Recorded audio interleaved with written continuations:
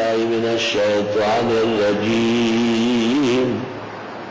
حدیث شریف میں ایک آدمی بہت غصہ ہو رہا تھا، آپ نے فرمایا اس کے گلے میں دیکھو جو سرخائی نظر آتی ہے، انہا جمرۃ النار، یہ دوزخ کے سربت کے، غصہ نہیں کرے۔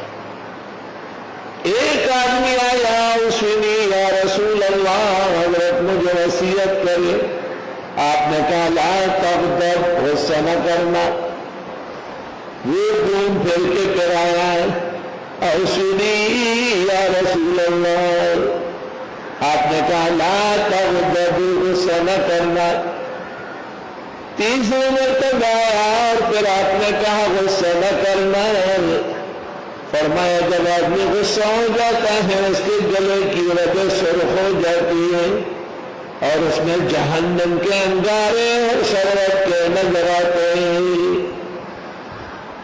اور دوزخ بغیر تیخی ہے، اور دوزخ بغیر تیخی ہے، چاچ انگار دل کا نہ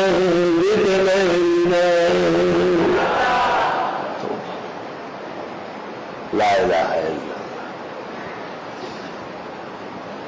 آپ نے فرمایا انی لأعلم کلمۃ لو قالها لذهب عنه ما يجدون، بخاری دلسانی۔